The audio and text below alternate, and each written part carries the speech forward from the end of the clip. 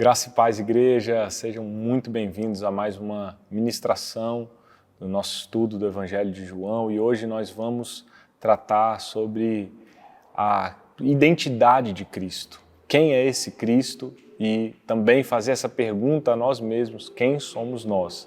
Eu queria que você acompanhasse essa leitura comigo, que está no capítulo 8, versículo 21, e diz assim: De outra feita lhes falou, dizendo: Vou retirar-me, e vós me procurareis, mas perecereis no vosso pecado. Para onde eu vou, vós não podeis ir. Então diziam os judeus: Terá ele acaso a intenção de suicidar-se? Porque diz: Para onde eu vou, vós não podeis ir. E prosseguiu: Vós sois cá de baixo, eu sou lá de cima. Vós sois deste mundo, eu deste mundo não sou. Por isso eu vos disse que morrereis nos vossos pecados, porque se não credes que eu sou, morrereis nos vossos pecados. Então lhe perguntaram: Quem és tu? Respondeu-lhe Jesus: Que é que desde o princípio vos tenho dito? Muitas coisas tenho para dizer a vosso respeito e vos julgar, porém aquele que me enviou é verdadeiro, de modo que as coisas que dele tenho ouvido, essas digo ao mundo. Eles, porém, não atinaram que lhes falava do Pai. Disse-lhes, pois, Jesus: Quando levantardes o Filho do Homem, então sabereis que eu sou e que nada faço por mim mesmo, mas falou como o Pai me ensinou. E aquele que me enviou está comigo, não me deixou só, porque eu faço sempre o que lhe agrada. Ditas estas coisas, muitos creram nele. Até aqui eu quero orar contigo. Senhor Deus e Pai, muito obrigado, Deus, por essa palavra que nos lava, que nos limpa, que nos transforma. Ela, Pai, que é mais cortante do que qualquer espada de dois gumes. Essa palavra, meu Deus, que é uma semente. Essa palavra, Deus, que muda a nossa vida, é inerrante, infalível. Eu oro pedindo, meu Deus, que nós possamos nesse dia, nesse momento, onde cada vida tiver acesso a essa palavra, que haja uma transformação, meu Deus, verdadeira, viva. É o que eu te peço, meu Deus, em nome de Jesus Cristo. Amém. E graças a Deus. Amém, igreja? Vamos falar hoje sobre a pergunta que alguns dessa multidão fizeram a Jesus: quem és tu? Quem é você? E falar de identidade é algo muito interessante, porque muitas vezes nós temos dificuldade de responder essa pergunta que parece ser tão simples. Quem é você? Né? Talvez você chegou numa entrevista de emprego, alguém perguntou quem é você, ou em algum momento essa pergunta chegou e eu tenho certeza que a maioria de nós fica um pouco confuso, um pouco embaraçado para responder essa pergunta, porque apesar dela ser simples, essa pergunta também ela gera muitas dificuldades no momento em que nós vamos responder. E essas dificuldades acontecem porque às vezes nós atrelamos a nossa identidade, muitas vezes a nossa profissão. Então, você pergunta lá: Chiquinho, quem é você? Ele vai dizer: eu sou um médico, eu sou um advogado. Nós podemos atrelar também a nossa habilidade, algum dom que nós temos. Quem é você? Eu sou alguém que executa muito bem determinada tarefa. E, na verdade, nós temos que pensar a nossa identidade vinculada a quem nós verdadeiramente somos, a nossa origem, a nossa intimidade e conexão com Deus Pai. Essa é a verdadeira identidade de um filho, de uma filha de Deus. Então, quando perguntarem a você quem é você, você pode dizer: eu sou filho de Deus. Isso é a sua identidade, isso significa de onde você veio. Mas nós vivemos nesse ambiente onde há essa dificuldade. Existe um filme chamado Gonzaga de Pai para Filho, que é uma cinebiografia brasileira do rei do Baião, Luiz Gonzaga, que conta, a história tanto do Luiz Gonzaga quanto do seu filho, também cantor conhecido no cenário nacional, falecido Gonzaguinha. E tem um determinado momento do filme onde o Gonzaguinha agora ele não morava mais com o pai. Luiz Gonzaga estava em um outro casamento, então o Gonzaguinha acabou indo morar com amigos do Luiz Gonzaga numa comunidade simples, pobre, carente do Rio de Janeiro. E agora ele já era uma criança, um pré-adolescente, e ele estava numa determinada rua dessa comunidade, fazendo uma algazarra, e policiais passam naquele lugar para colocar ordem e repreendem os meninos. E quando repreendem o Gonzaguinha, falam: rapaz, ô garoto, quem é você? Você é filho de quem? E aquele menino fala: eu sou filho do Luiz Gonzaga.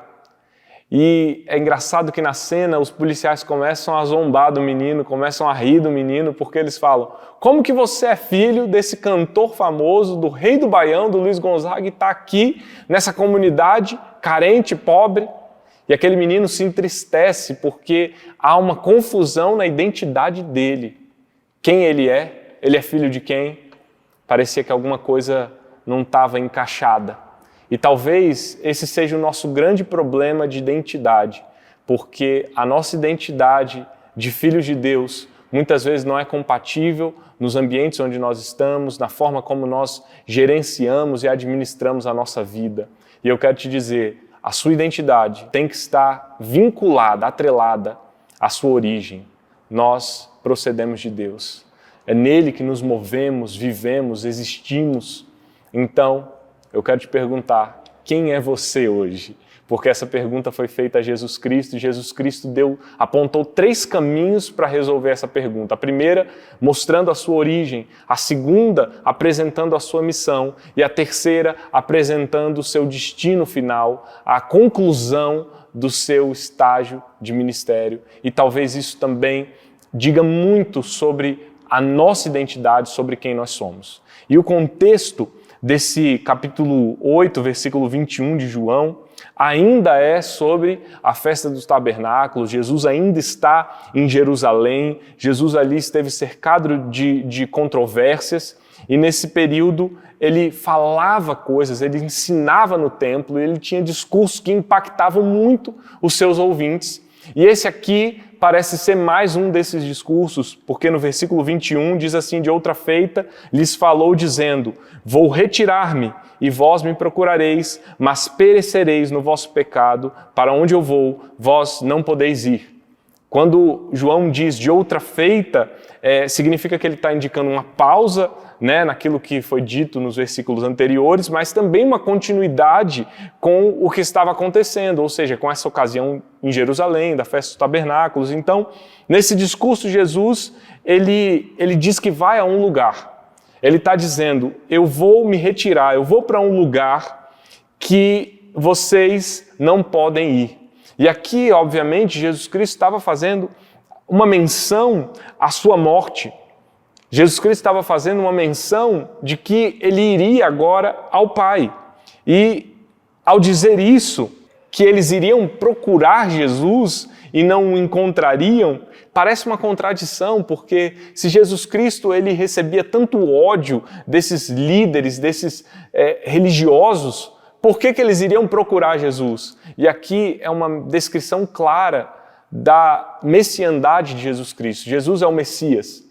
Ele cumpriu os requisitos messiânicos aqui nessa terra. Mas o que acontece? Os judeus ainda estão procurando o Messias.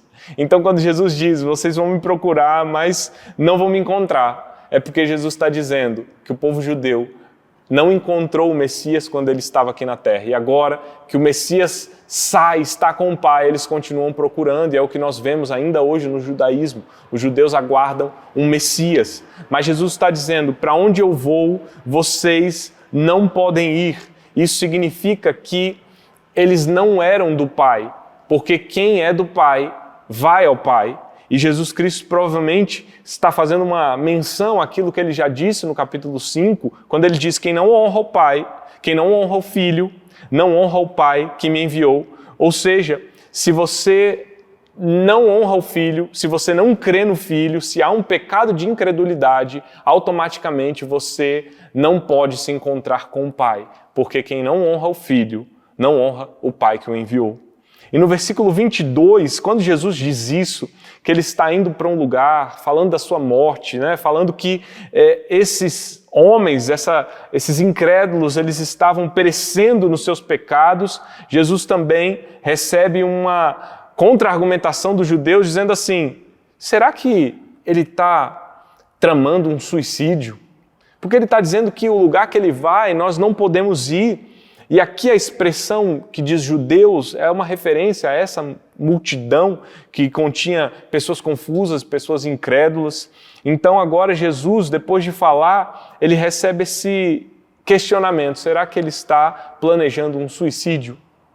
E enquanto eles estavam pensando que talvez Jesus ia atentar contra a própria vida, Jesus Cristo estava falando sobre a sua entrega na cruz do Calvário. Ele estava falando sobre a sua submissão à vontade do Pai. Ele estava falando desse filho que se entregaria por amor ao mundo.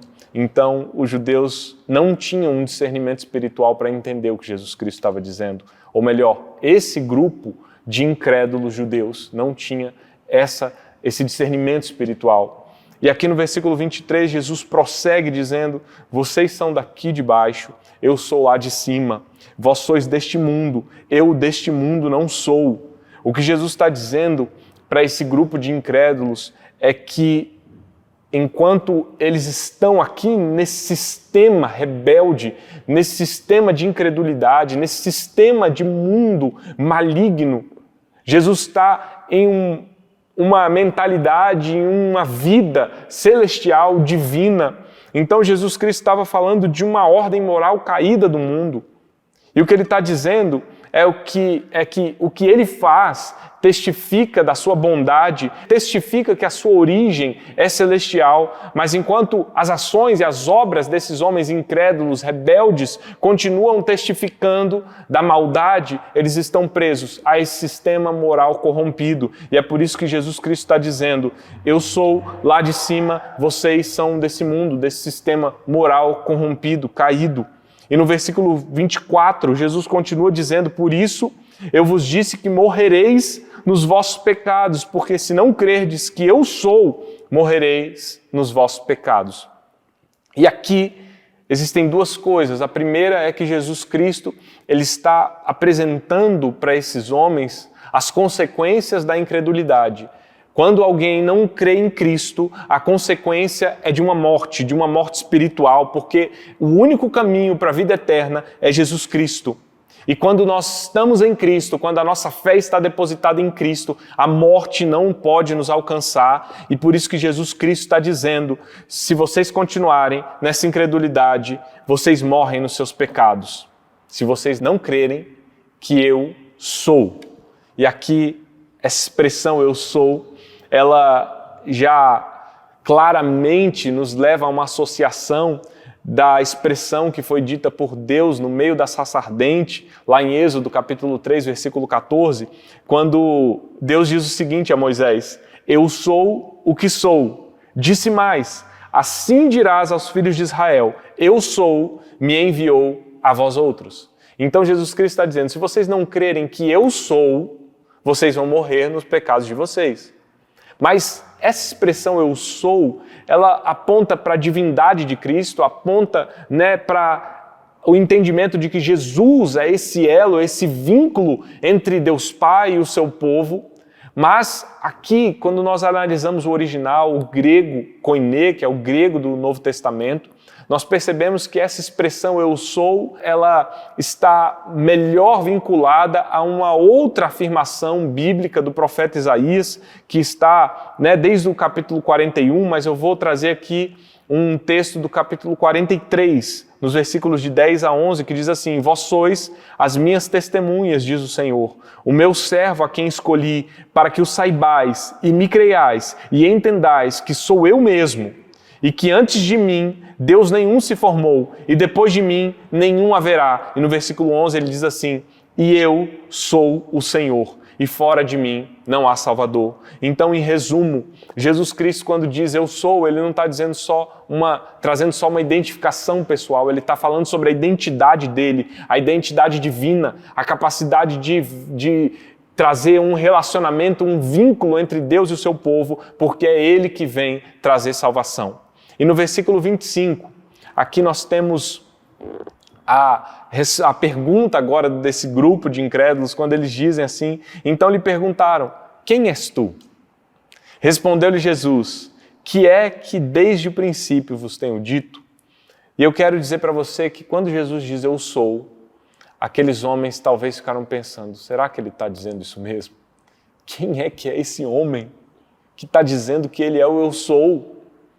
E eu quero dizer para você que Jesus já responde dizendo: gente, eu sou o que eu tenho falado para vocês desde o início. Então Jesus, em outras palavras, estava dizendo: tudo que eu disse para vocês testifica do que eu sou verdadeiramente. E o que Jesus havia dito para eles? Jesus tinha dito que ele era o pão da vida. Jesus tinha dito que ele é o pão vivo que desce do céu. Jesus tinha dito que ele é a fonte da água viva. João já havia testificado que Jesus Cristo é o Cordeiro que tira o pecado do mundo. Nós também já vimos que o próprio Deus disse a respeito do Filho que ele é o Filho amado em quem o Pai tem prazer. Então Jesus Cristo, ele em todo o seu ministério já estava tendo um testemunho de quem ele era. E o que Jesus diz para esses homens é basicamente isso. Ele está dizendo assim: eu sou o que tenho dito a vocês esse tempo todo. E aí no versículo 26, Jesus continua dizendo: muitas coisas tenho para dizer a vosso respeito e vos julgar, porém aquele que me enviou é verdadeiro, de modo que as coisas que dele tenho ouvido, essas digo ao mundo. Aqui Jesus continua a sua resposta sobre o que ele é, mas apontando para o Pai, dizendo que o Pai enviou o Filho, dizendo que ele tem muitas coisas a dizer, porque o Pai diz coisas ao Filho e o Filho simplesmente fala o que o Pai diz. O Filho fala a verdade, fala a vida, fala das coisas maravilhosas de Deus, porque ele recebe do próprio Pai. E essas declarações, inevitavelmente, são um julgamento para esse povo. São uma constatação da incredulidade deles, da maldade deles. Eu não sei se você está entendendo isso, mas quando Jesus está dizendo: eu acabo julgando vocês, muitas coisas tenho para dizer a vosso respeito e vos julgar, porque Jesus Cristo, quando fala das coisas de Deus, da vida de Deus, ele automaticamente falam de coisas que confrontam aquele povo incrédulo, aquele povo carregado de religiosidade. Então Jesus Cristo, ele está dizendo: a minha fala, que é uma fala que traz o que o Pai diz a mim, é uma fala que expõe aquilo que é mal, aquilo que é imoral, aquilo que é moralmente caído na vida de vocês. E Jesus está falando que o que ele é confronta com o que aqueles homens são. E eles, porém, no versículo 27, diz que não estavam entendendo que Jesus estava falando do Pai Celestial. E aquele povo, ele não tinha capacidade de discernir que Cristo vinha de Deus Pai. E talvez porque Jesus Cristo, em outras ocasiões, disse que ele vinha do Pai, ou ele vinha daquele que o enviou, então talvez havia uma confusão sobre se Jesus estava falando sobre seu pai terreno. Inclusive, nós vimos em mensagens anteriores que até esses líderes religiosos pediram para Jesus levar o seu pai para dar um testemunho. Então, eles estavam talvez presos numa visão terrena das coisas ou sem entender as realidades espirituais que Jesus Cristo estava trazendo. Mas o que eu quero dizer é que quando há um coração endurecido, há uma incapacidade de discernimento espiritual da vontade de Deus. Quando as pessoas se fecham em endurecimento dos seus corações, elas não conseguem ver a grandeza e a realidade das coisas eternas de Deus. Eu vou dar um pequeno exemplo. Faraó, com o seu coração endurecido, não conseguiu discernir a grandeza de Deus. Não conseguiu se dobrar, não conseguiu se curvar àquela grandeza de Deus. Por isso, eu faço um apelo a você. Não ande com um coração endurecido, não seja um incrédulo, porque talvez as grandezas de Deus, as maravilhas de Deus, ou melhor, certamente a grandeza de Deus, os seus milagres estão diante dos seus olhos e talvez você não tenha um discernimento para entender aquilo que Deus faz através da sua vida, na sua vida, através dos seus. E nos versículos 28 e 29, a palavra do Senhor diz assim: disse-lhes, pois, Jesus: quando levantardes o Filho do Homem, então sabereis que eu sou e que nada faço por mim mesmo, mas falou como o Pai me ensinou, e que aquele que me enviou está comigo, não me deixou só, porque eu faço sempre o que lhe agrada. Jesus agora começa a falar da sua missão. Ele diz primeiro que a sua origem está no Pai. Agora ele está falando da sua missão, daquilo que o Pai designou para ele viver. E a primeira coisa é que ele usa uma expressão dizendo: quando o Filho do Homem for levantado. Isso significa que essa expressão, ela aponta para a divindade de Cristo, tanto porque ele foi aquele que foi levantado na cruz do Calvário e também é aquele que vai ser levado até o Pai, exaltado nas alturas. Então, essa expressão falava sim da sua morte. E quando a gente fala também de Filho do Homem, a gente tem que se lembrar de Daniel capítulo 7, que mostra toda a divindade do Filho do Homem, aquele que vem com as nuvens, aquilo que o profeta viu. Então Jesus está falando da sua morte, da sua missão. Ele está falando, quando o Filho do Homem for levantado, vocês vão saber que eu não faço nada por mim mesmo, mas eu falo como o Pai me enviou. Então a morte de Cristo na cruz do Calvário, sendo erguido para se entregar pelos seus, Jesus Cristo subindo à destra do Pai, sendo exaltado, coroado, tudo isso fala a respeito da identidade de Cristo, da sua missão. E no versículo 29 diz que Jesus, mais uma vez, não está só, porque ele faz o que o Pai o agrada. Jesus confirma que está submisso à vontade de Deus Pai. E no versículo 30, a palavra do Senhor encerra dizendo que muitos creram em Jesus Cristo. E eu quero dizer para você que Jesus, com a sua autoridade, com o seu poder e com a verdade que carregava nas suas mensagens, ele fez com que muitas daquelas pessoas que estavam ali ouvindo ele mudassem talvez a sua opinião ou passassem a ter os seus corações aquecidos e a crerem em Jesus Cristo. Ainda que Jesus não tenha sido exaltado, ele ainda estava no seu estágio ministerial, sem passar ainda pela cruz do Calvário. Então eu quero fazer você refletir sobre essa fé. A autoridade de Jesus Cristo, as palavras de Jesus Cristo trouxeram muitos à fé, e diferente talvez do que ocorreu no capítulo 2, onde muitas pessoas viam os milagres, viram a manifestação miraculosa, poderosa de Deus através de Jesus Cristo e creram em Cristo, mas aquilo era uma fé superficial. Agora Jesus Cristo está falando de uma fé que vem de uma palavra que confronta, de uma palavra que é vida, de uma palavra que aponta para a sua divindade. E eu oro pedindo que nós sejamos uma terra fértil, onde essa boa semente cai e dá muitos frutos. Não sejamos um solo, rochoso ou espinhoso, onde a semente, a palavra não consegue germinar, mas que sejamos essa terra boa. E eu concluo dizendo que Jesus Cristo, ele sabia exatamente quem ele era, porque ele sabia a sua origem. Ele sabia que ele veio do Pai, que ele fazia a vontade do Pai e que ele iria novamente para o Pai. E eu quero dizer para você que a gente tem que fazer essa pergunta para saber quem nós somos. E eu te pergunto, quem é você? De onde você veio? O que você está fazendo? E para onde você vai? Isso vai resumir a sua vida. Porque se você entender que você veio de Deus, que você vive por Deus e que você voltará a Deus, isso tudo resume a sua identidade e quem você é.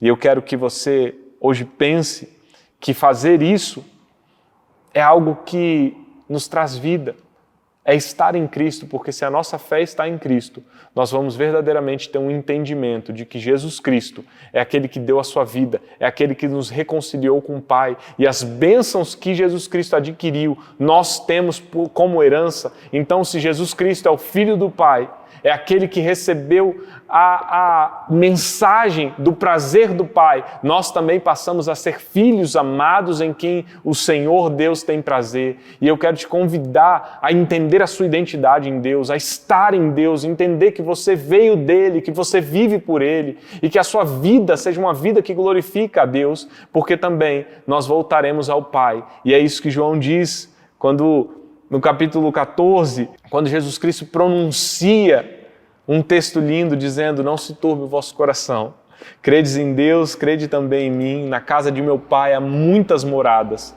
se assim não fora, eu vou-lo teria dito, pois vou preparar-vos lugar, e quando eu for e vos preparar lugar, voltarei e vos recebereis para mim mesmo, para que onde eu estou, estejais vós também. A nossa origem, quem somos nós, termina retornando para o Pai. Onde Ele estará, nós estaremos também. E como viver essa vida de vontade do Pai? Agradando a Deus, vivendo a sua rotina, a sua vida comum, simples, de uma maneira digna, de uma maneira, honesta, íntegra, assim você com certeza agrada o Pai. Então hoje, quem somos nós? Somos filhos de Deus, vivemos para Deus e voltaremos a Ele. Que Deus abençoe a sua vida, rica e abundantemente. Eu quero orar contigo. Senhor Deus e Pai, abençoa cada irmão, irmã que está tendo acesso a essa mensagem. Que o Senhor, Pai, traga um entendimento verdadeiro dessa identidade de filhos de Deus, dessa identidade, Pai, de origem em Ti, de vida em Ti e de, Pai, uma eternidade contigo. Que nós, Pai, não confundamos quem somos com os nossos talentos, com os nossos dons, com as nossas circunstâncias ou com os nossos bens. Porque o Senhor, Pai, nunca disse que era por conta de algo que o Senhor tinha, não. O Senhor era porque o Senhor é o grande eu sou. O Senhor é aquele que tem toda a riqueza e a vida em Ti. E nós queremos, Pai, fazer parte disso. Que o Senhor nos ajude, que o Senhor nos abençoe e que o Senhor nos traga essa compreensão. Em nome de Jesus Cristo. Amém. E graças a Deus. Que Deus abençoe a sua vida.